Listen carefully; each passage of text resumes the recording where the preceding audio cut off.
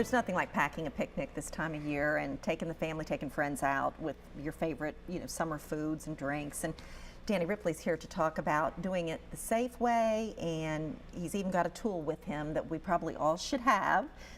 Glad you could come in today to talk to us. So, what is the biggest problem you see with people when they're taking food to kind of a remote location? You mentioned earlier before we started to go on camera about if you're away from refrigeration, that's sort of where the problems can crop up. Well, there can be problems, certainly with foods that require temperature control. So temperature control is always a topic of interest. And then there's cross-contamination. Cross-contamination can occur when we're transporting foods. If we have raw foods and we have foods that are not going to be cooked, we want to keep those things separate. So there's the cross-contamination element, there's temperature element, temperature control elements involved in food safety. Okay, so let's start with the food safety tips, preparing them in general, kind of basics.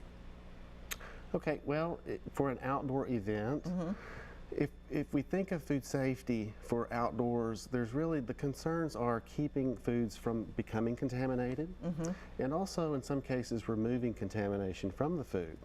Some of our foods, especially raw foods, may have contamination on them normally, and we have to remove that contamination through cooking. So we want to make sure we get an effective cook-kill step when we're grilling our food out. And again, this applies to raw foods. Now, once the food's cooked, or if we have other foods that are ready to eat, such as breads or sandwiches or things of that nature, we want to keep those foods protected from contamination. We call that cross-contamination, and it can occur with our hands, it can occur with contaminated surfaces. There's a number of ways that cross-contamination can occur. But those are our two big factors when it comes to food protection in an outdoor environment. I know we've got a list of outdoor grilling tips to put full screen if you want to kind of go through those, Danny. Sure, so yes, controlling hand washing is a challenge in outdoor settings. Often we don't have sinks available so that we can wash our hands. So an alternative to hand washing in those environments could be using hand sanitizer or using barriers.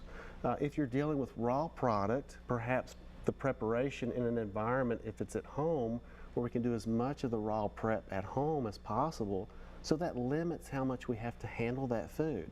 The best example would be pattying hamburgers. If we patty the hamburgers and have those pre-made before we go to the picnic site, then we'd have less handling necessary before the cook step. Okay.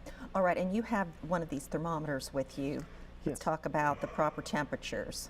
Yes, absolutely. So one of a cook's best friend is going to be a food thermometer. Okay. And it's important that we reach that final cook-kill step because there could be germs present on certain species of meats and poultry and seafood that need to be removed. Okay. So some of the temperatures that we often suggest, the highest end, or excuse me, the lowest end would be something for like a prime rib at 130 degrees, and that's a 2-hour cook time on that.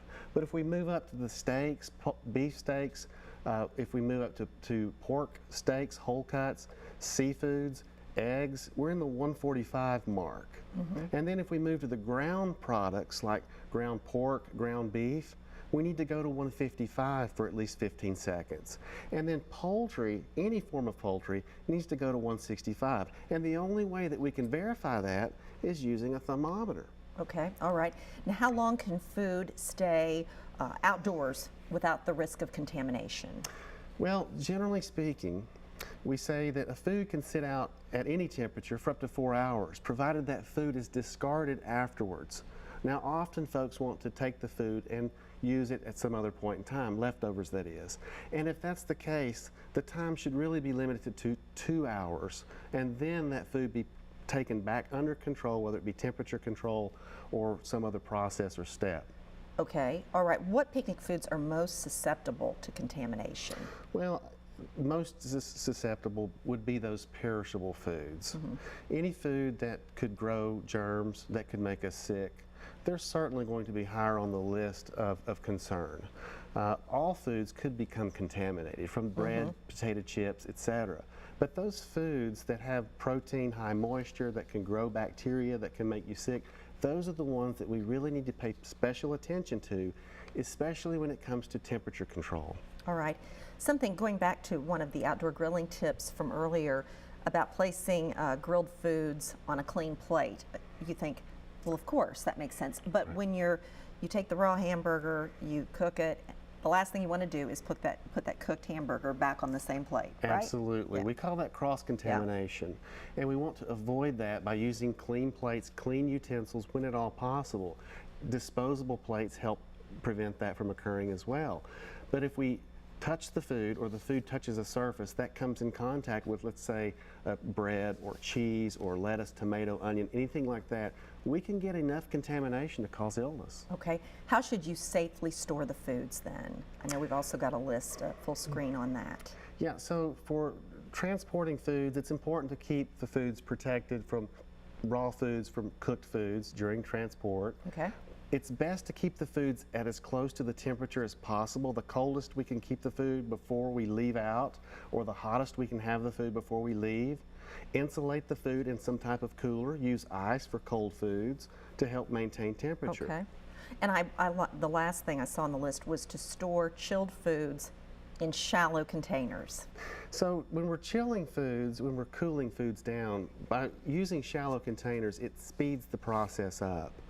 The main thing is that this temperature that we've been talking about is adhered to, and we keep the foods out of this, what we call the temperature danger zone, the Okay. 41 to 135.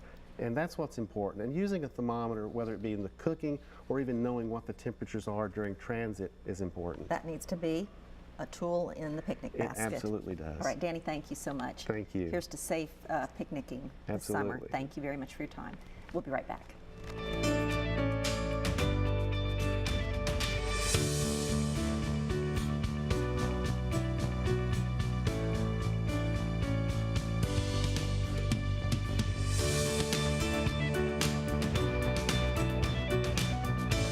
Thank you for watching Community Health Matters. Learn more ways to improve your health at mycommunityhealthmatters.org.